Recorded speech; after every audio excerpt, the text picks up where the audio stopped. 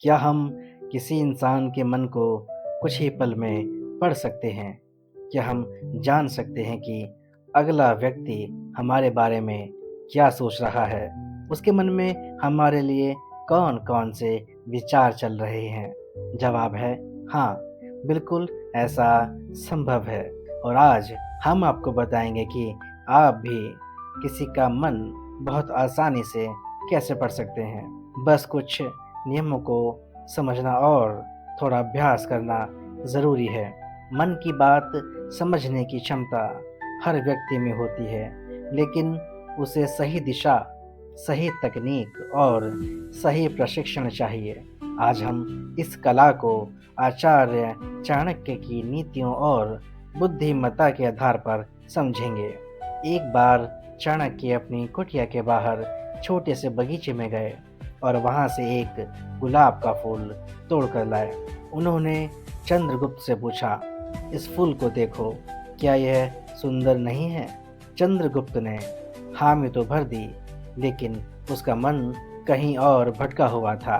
चाणक्य ने फिर पूछा, क्या तुम्हें गुलाब की खुशबू पसंद है? चंद्रगुप्त ने जल्दबाजी में जवाब देते हुए कहा, हाँ। चाणक्य हल्के से मुस्कुराए और बोले, युवक, तुमने इस फूल को सूंघा ही नहीं, फिर खुशबू तुम्हें कैसी लग रही है? तुम्हारा मन यहाँ नहीं है। तुम मगध के सिंहासन के बारे में सोच रहे हो।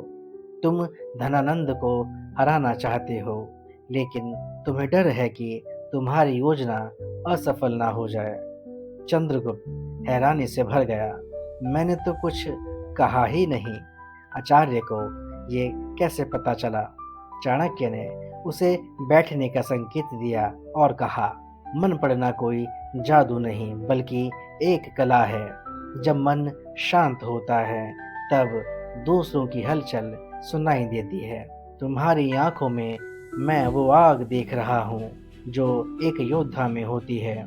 तुम्हारे चेहरे की रेखाएं बता रही हैं कि तुम किसी बड़े लक्ष्य को लेकर बेचैन हो। तुम्हारी उंगलियां बार बार आपस में टकरा रही थीं, जो तुम्हारे डर और संकोच का संकेत है। और जब मैंने फूल के बारे में पूछा, तो तुमने बिना सोचे जवाब दिया, क्योंकि तुम्हारा मन कहीं और भटक रहा था। चंद्रगुप्त ने पूछा, आचार्य, क्या यह कोई तंत्र मंत्र है? चाणक्य हंसे, नहीं, ये तंत्र मंत्र नहीं, ये मन की शांति और दूसरों के हाव भाव को समझने की कला है। जब तुम अपने मन को स्थिर कर लोगे, तब तुम सामने वाले के मन की तरंगे महसूस कर सकोगे। चाणक्य ने उसे एक अभ्यास दिया। हर दिन 2 घंटे शांत बैठो, ना बोलो, ना सोचो, बस अपनी सांसों को देखो। जब मन शांत होगा, तब तुम दूसरों की भावनाओं को पढ़ पाओगे। कई महीनों के अभ्यास के बाद चंद्रगुप्त धीरे धीरे लोगों के चेहरे, उनकी आंखों की चमक और उनके शब्दों के पीछे छिपे इरादों को समझने लगे। तब चाणक्य ने कहा, अब मैं तुम्हें एक कहानी सुनाता हूँ। कहानी खत्म होने के बाद मैं तुम्हें मन पढ़ने के 7 सर्वोत्तम तरीके बताऊंगा। कहानी हिमाचल की वादियों में रहने वाले 2 भाई बहनों की। बहुत समय पहले हिमाचल की हरियाली से भरी वादियों में सरयू नदी के किनारे एक छोटा सा गांव था। वहां 2 भाई बहन रहते थे। बड़ा भाई रमेश, जो देख नहीं सकता था, और छोटी बहन अनीता, जो गांव में एक छोटा सा बगीचा संभालती थी। अनीता का बगीचा बहुत सुंदर था, लेकिन जंगली जानवर उसकी फसलें बर्बाद कर देते थे। एक दिन उसने सोचा, क्यों ना अपने अंधे भाई रमेश की मदद ली जाए। उसकी सुनने की क्षमता बहुत तेज है।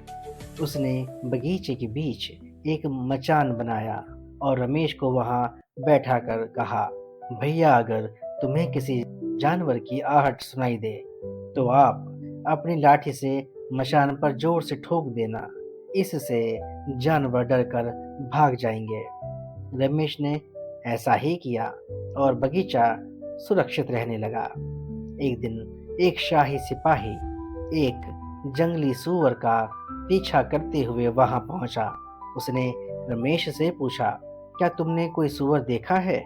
रमेश बोला, मैं अंधा हूँ, देख तो नहीं सकता, लेकिन जो जानवर यहाँ से गुजरा है वो तुम्हारा पीछा करने लायक नहीं था।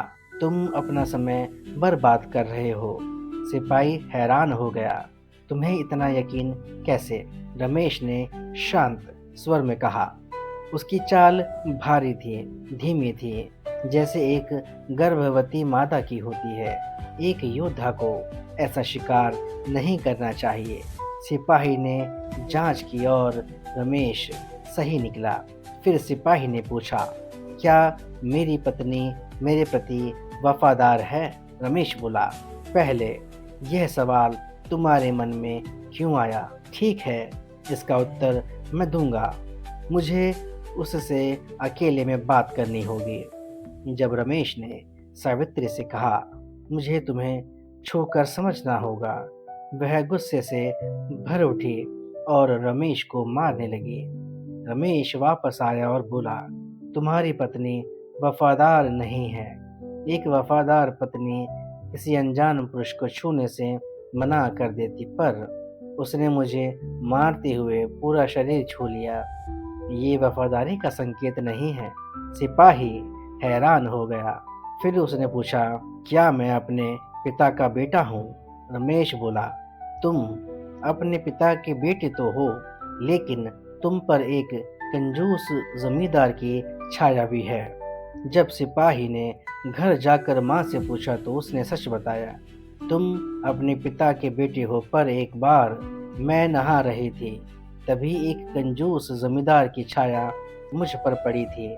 सिपाही दौड़कर रमेश के पास आया। तुम्हें यह कैसे पता चला? रमेश मुस्कुराया। तुमने मुझे जरा सा भी इनाम नहीं दिया, जबकि कोई और सिपाही होता तो कब का दे देता। इससे मैंने जाना कि तुम में कंजूस की छाया है। फिर रमेश बोला, मैं देख नहीं सकता, लेकिन लोगों के मन को, उनकी हरकतों को, आवाज़, हाव भाव और बर्ताव से पढ़ सकता हूँ। 7 तरीके जिनसे किसी का भी मन पढ़ा जा सकता है। 1. आँखों में देखने की कला सीखो। आँखें मन का आईना होती हैं। नज़रें हल्की मुस्कान, भौहें सब मन की कहानी कहती है। दूसरा, व्यक्ति को बोलने दो। जितना वो बोलेगा उतना आप उसके शब्दों, विराम और आवाज़ के उतार चढ़ाव से समझ पाओगे। तीसरा, अपना मन शांत रखो। शांत मन ही दूसरों की ऊर्जा और भावनाओं को पकड़ पाता है। चौथा, शारीरिक भाषा पढ़ो। बाहें, कंधे, बैठने का तरीका, हाथ, सब कुछ मन की स्थिति बताते हैं। पांचवा, ऊर्जा और भावनाएं महसूस करो। हर एक व्यक्ति ऊर्जा से बनता है। शांत मन उसे आसानी से पढ़ लेता है। छठा, सही सवाल पूछो। खुले सवाल व्यक्ति को गहराई में उतरने पर मजबूर करते हैं, जिससे उसकी असली भावना सामने आती है। सातवां, नियमित अभ्यास करो। मन पढ़ने की कला धीरे धीरे निखरती है। धैर्य, अभ्यास और अवलोकन, यही 3 हथियार हैं। तो श्रोतागण, आखिर में याद रखिए, मन पढ़ने की कला बाहर से नहीं आती, यह भीतर की शांति से पैदा होती है। जब आपका मन स्थिर होता है, तब आप दूसरों की भावनाओं, इरादों और ऊर्जा को वैसे ही देख पाते हैं जैसे एक साफ आईने में अपनी छवि को। बस अवलोकन करते रहिए, धैर्य रखिए और हर दिन इन 7 तरीकों का अभ्यास कीजिए। धीरे धीरे लोग आपको समझ नहीं पाएंगे, लेकिन आप सबको समझने लगेंगे। अगर यह ज्ञान अच्छा लगा हो तो कमेंट करके ज़रूर बताइए और ऐसे ही गहरे ज्ञान के लिए बने रहिए हमारे साथ। मिलते हैं आपसे एक अगले वीडियो में एक नई जानकारी के साथ। तब तक के लिए नमस्कार, धन्यवाद, राधे राधे।